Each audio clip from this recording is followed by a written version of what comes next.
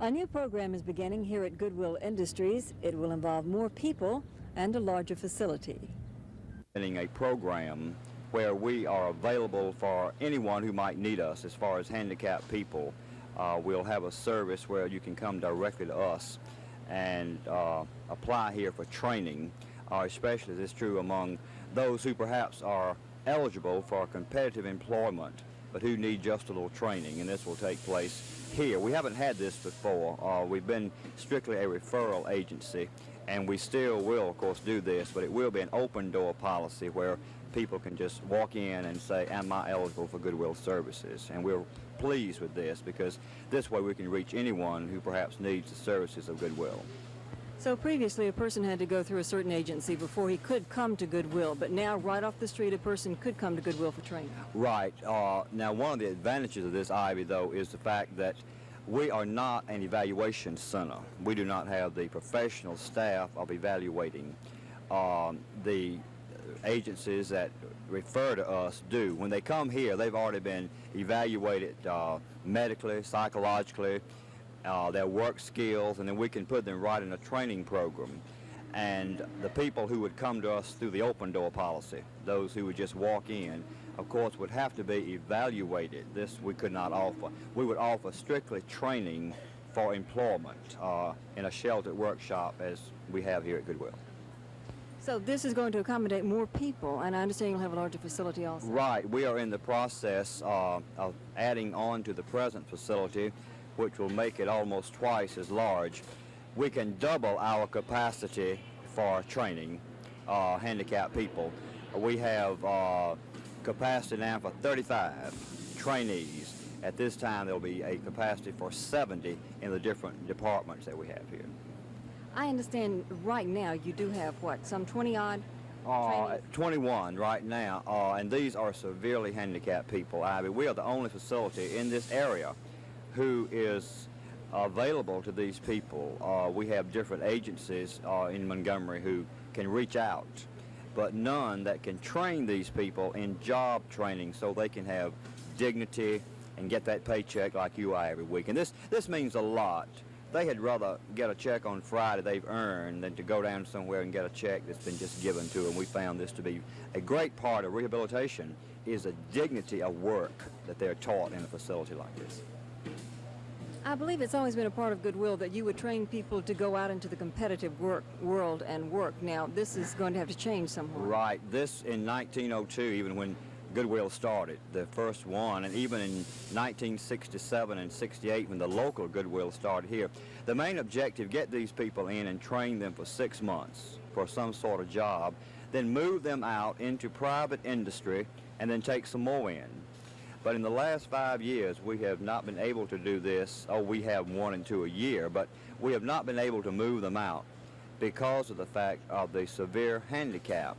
Well, Ivy, right now, out of probably 81 employees and 21 trainees, there were probably not over 10 of these who are physically handicapped. And see, originally this is what we were, but now we are dealing with the severely emotionally disturbed and the mentally retarded. This has changed. See, the type handicap we're dealing with. The 81 people that you have employed here, they came through the Goodwill program? Most every one of them. I would say that out of the 81 that we have, and this includes our retail stores, you know, the employees there, I would say that 90% of those went through the complete training program here, right. The others probably came to us, just applied for a job in the retail stores. Everyone in the back, in the plant, that are handicapped, they did come through the program, right. For these newer people who are coming in, where will you find jobs? How will you work jobs with those people? We are hoping, of course, on our staff, we are hoping to work together to go out into different job facilities. We have a great many community people here who really help us in this. If I might mention, the air bases here are the world's best to call me and say, look, I've got openings out here, and I believe one of you handicapped people can do it. We have a bank here that does it. We have janitorial service who actually call us, and they prefer handicap.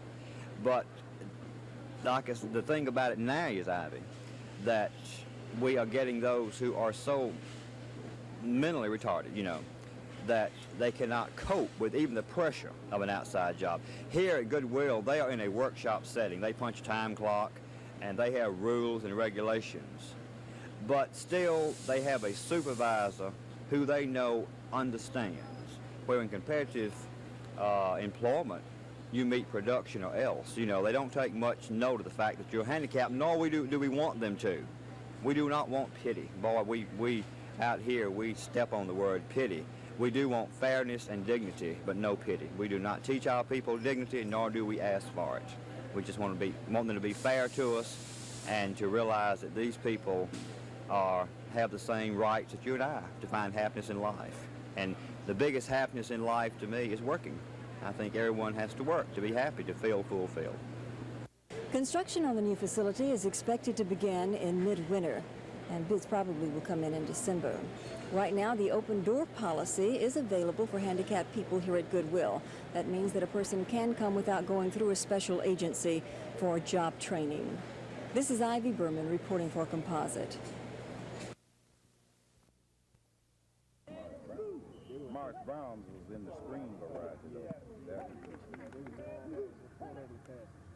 He ran the screen thing though.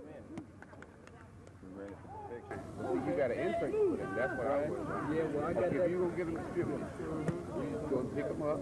I think that off of the humiliating loss to Southern University, which at the time was ranked number 2 in the nation, and we had them beat in Baton Rouge, the next week our kids were just down, and I think we had a letdown. But I think we have a good team overall, and I think before the season is over, most teams will find out that we did have a good team, that we do have a good team. Okay, who are some of the individual players, though, we can look for? Well, you can look for Charles Huffman, a big fullback, about 6'2 and a half, 240, runs a 4.7, 540. He hasn't done well thus far. Then we have the little back there with him that ran for 112 yards against Southern University and only 5 carries. And he ran 61 against Morris Brown, which gives him somewhere near 200 yards and possibly 16 or 17 rushes. So those 2 kids stick out in my mind. Little quarterback Tommy Usher is having a good year. On defense, we have James Gamble, who pro scouts are high on, and we have Melvin Kimball, 6'3", about 250. So we have some good overall play, but we've got to gel as a team. Arthur Jackson and Latham.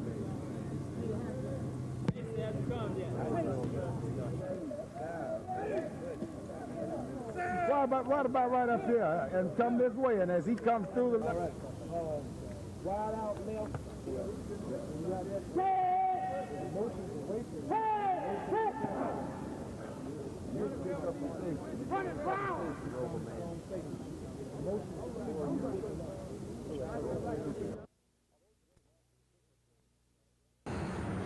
Although today marked the official close of Craig, most of its personnel have been gone since the last of the Air College students graduated several weeks ago. But nonetheless, the remaining skeleton crew watched in silence as the flag was lowered at 4:45 p.m.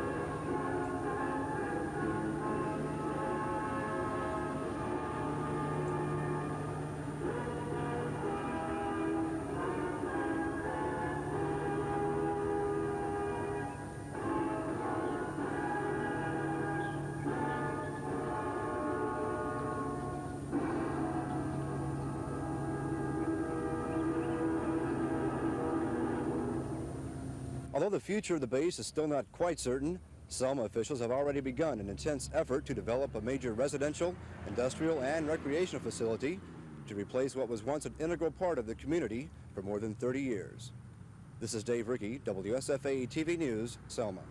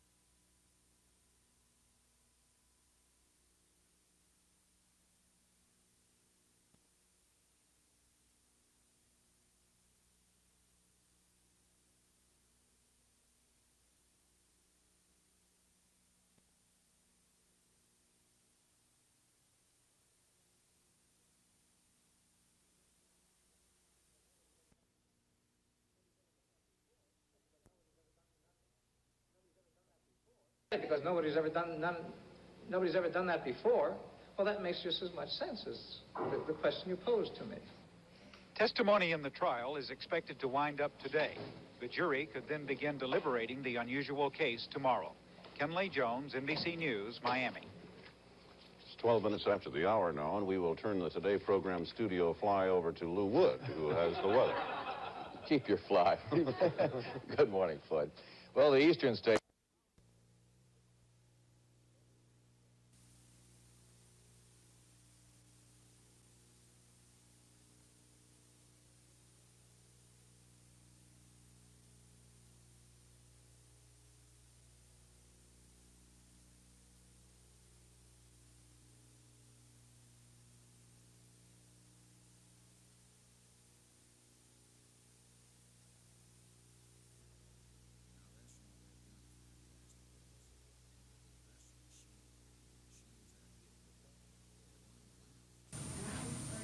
Protection of the guest.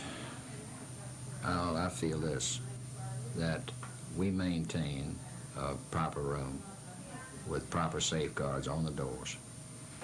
That the guest, if the guest will use everyday common sense caution, nobody's going to get in the room while he's in the room. And certainly no one's going into that room while he's there other than our own people. So you feel part of the problem might be that you hear of thefts every so often in motels and hotels. Do you think that part of the problem could be lack of precautions by the guest himself? We have guests that go out and leave keys in the doors. They'll leave a door ajar. I had one last night. I walked around my property, traveling salesman. I walked by his room with my wife when I walked my property at times at night. He left his door wide open. He walked, I would say, 40 paces to an ice machine with his door wide open. And a thief, a professional thief, it's only going to take him 30 seconds or a minute to do what he wants to do and go. And he walked back to his room. Fortunately, nothing was removed, nothing was taken, but it's just a case in point that people do leave their rooms for very simple reasons. They'll leave a door ajar, they'll leave it wide open, leave a key in the door. I've seen them go to bed at night and leave a key in the door. So it's individual carelessness in a lot of cases. But in addition to that, every innkeeper cautions his employees and himself to look for anything or any minor thing that could even in any way contribute to an injury. This is something we look for continuously because the old saying, an ounce prevention is worth a pound of cure. It certainly holds true. I live on the property. I don't want to be injured. I don't want my guest injured. There's nothing to be gained in an injury. We've had injuries, and in the case where we have an injury, we immediately send the guest to the hospital for immediate attention. That's the first thing to look after their safety and well-being. But every innkeeper who is responsible is going to look for ways to improve his property and secure it for the protection of his guests and his employees.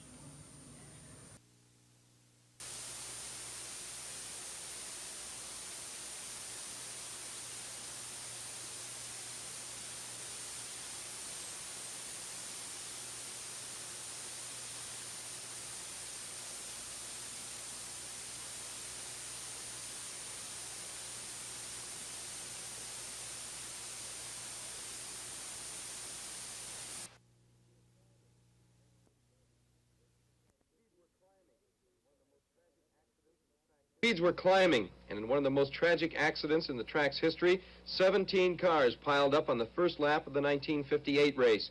Pat O'Connor was killed, and 8 other cars were too damaged to continue. Hopefully this year, there will be no tragedy. Craig Roberts, Indianapolis.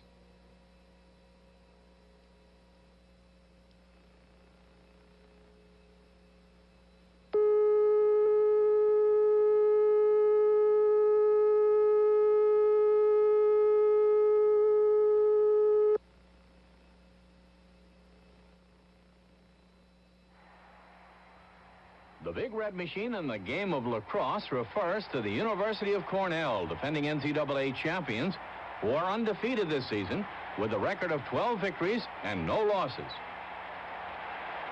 Cornell's top goal scorer with 43 is number 15, Tom Marino. Marino again pierces the Navy defense.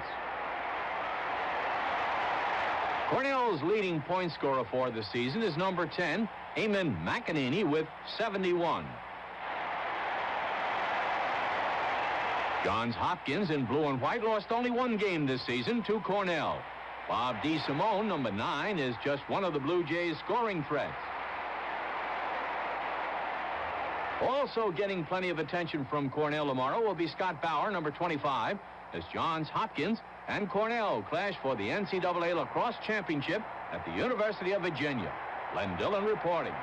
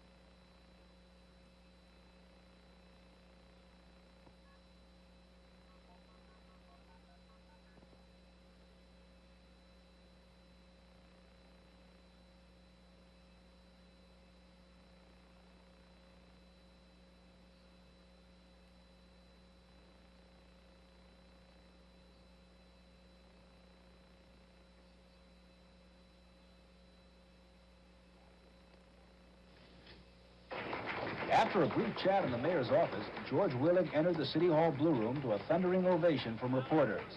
And no one could ever remember that happening before. Mayor Beam admitted that Willig's climb had been an act of tremendous courage. Unfortunately, he said it required a lot of police time and other things which cost the city money. But His Honor finally agreed to drop the city's $250,000 lawsuit. We want to settle that suit out of court.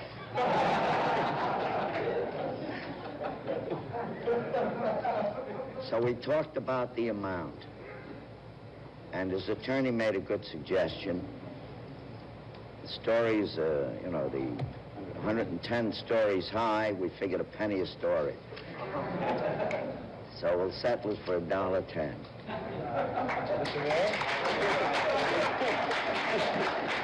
Then Willig's attorney dutifully paid up the wages of his client's sins.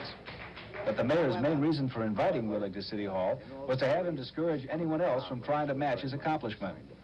What I did, what I had the capabilities to do, probably many other people don't. Probably most of the people don't, and I do discourage it. Maybe nobody else would be as lucky as me if they ever try that again, you know? Not that I considered it pure luck on my part. I did a lot of research on it. It's been done once, and let's leave it at that.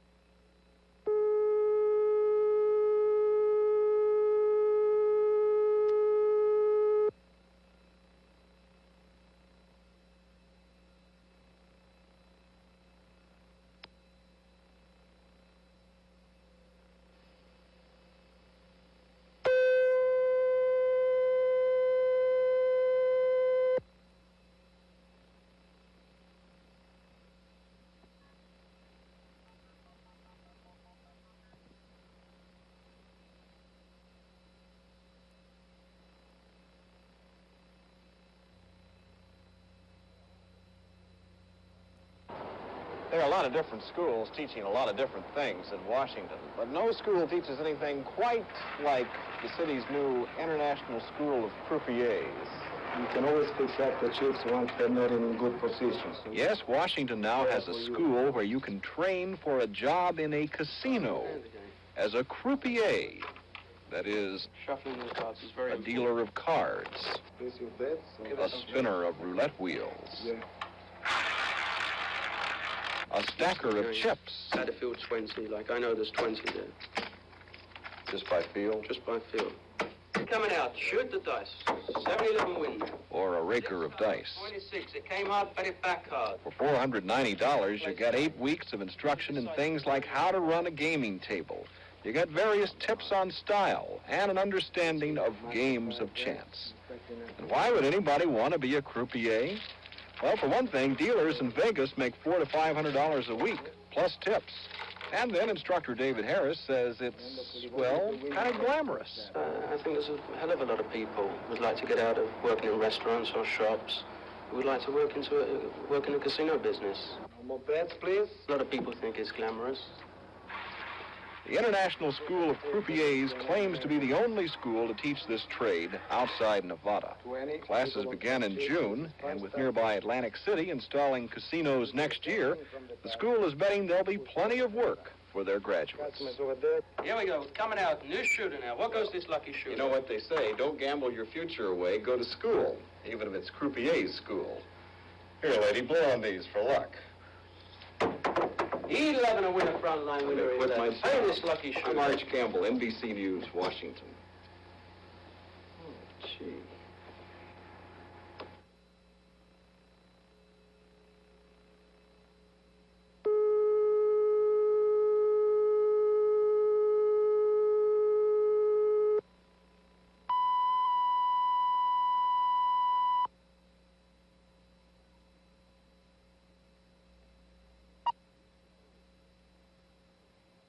These people are attending a conference of the developmentally handicapped. That's of, not on. They're at this workshop because they chose it from a registration ballot, illustrated to make the selections easier for non-readers. And they were able to choose this workshop because a committee made up of retarded individuals had decided that they and their peers would find it interesting. And that's what makes this conference different. The participants are developmentally disabled, mentally retarded, or affected by cerebral palsy or severe epilepsy. There are teachers and counselors here, mainly acting as observers. Wherever possible, participants are leaders of events. This bicycle rodeo and seminar is under the direction of Jim Brooks, who was also on the organizing committee. My involvement was to help pick out the ones that were supposed to be on it, and for how long it was supposed to be, and next year maybe we'll have it in more days. Workshops cover a number of recreational areas and some practical subjects, cooking, problems of the physically handicapped, and running a home business. But there's another aspect to the conference, the socializing. Attendance here is in itself an event of importance for the participants. There has been a good deal of involvement from non-handicapped people, of course, especially in the initial organizational stages. There's a lesson in this for the teachers, too, that maybe they can back off a little bit and let the people who are developmentally disabled exercise a bit more control over their own lives. Dave Sebastian at Stout University in Menominee, Wisconsin.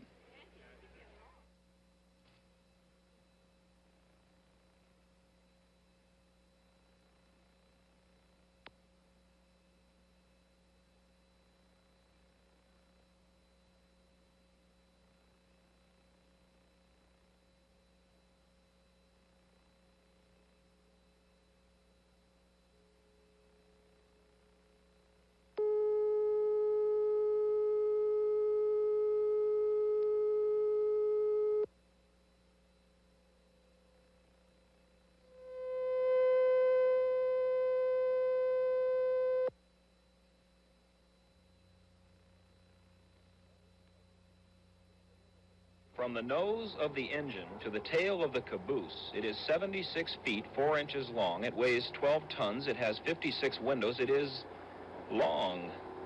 It was driven from the factory in Richmond, Indiana to Baltimore. It will be shipped to Egypt. The route was carefully chosen to include as few turns as possible, but that was not possible in Baltimore. I understand they had to take a street sign down so you could turn this thing around a corner, right?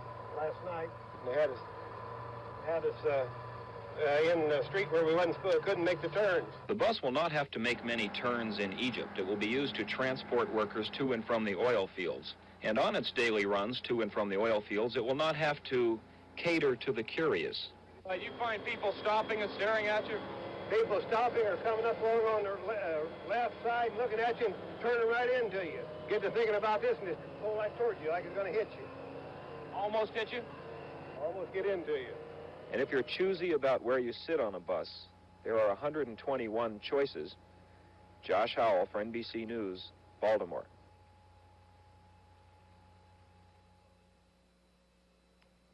Oh, we're sorry, but the material from the Netherlands via satellite just never became ready, and our apologies for that.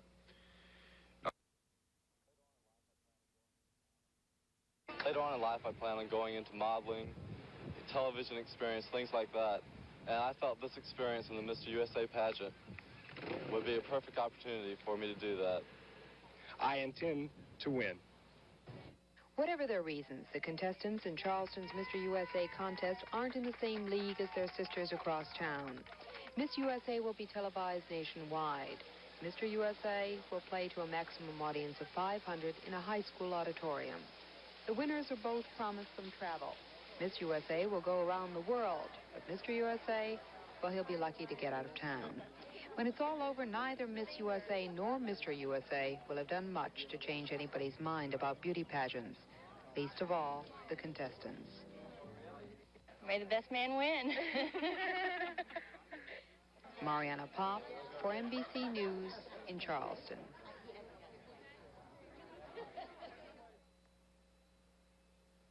And that's all. That the forms as they are now are too complex for the average taxpayer.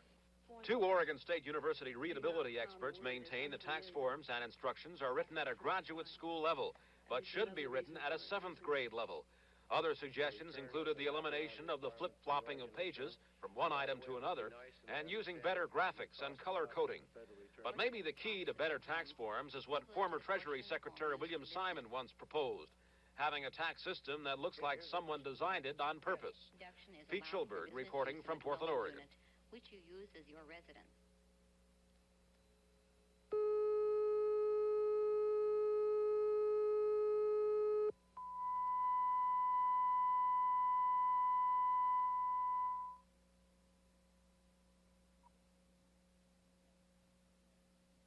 This is Freedom 7. Request weather data for recovery area. Over. Freedom 7 is Capcom. Weather and recovery areas go. 3-foot wave, wind 8 knots. LASA is an acronym for Loren Aeronautics and Space Administration. Its home base is Loren Intermediate School in a 6th grade class for highly motivated students. The astronaut program began humbly, the brainchild of science teacher Mike Murray. But the kids, the parents, the Air Force, and NASA quickly turned it into a full-scale replay of the Alan Shepard Freedom 7 flight. The capsule is home-built, but its innards came from NASA, as did the consoles used to train ground control staff for Mercury series flights. 52 kids are in the astronaut program. They don't eat junk food anymore. They're in good physical condition. They have a spaceman's knowledge of geography, enough astrophysics to confound an adult, a deeper understanding of medicine, and a brand new language. Freedom 7, this is Capcom. Your landing point is 20 miles long. Over. Capcom, this is Freedom 7. Roger, out. This week, the highly trained ground crew and one of the astronauts will recreate a space flight made 16 years ago, before this crew was born. Tony White reporting for NBC News in Battleground, Washington.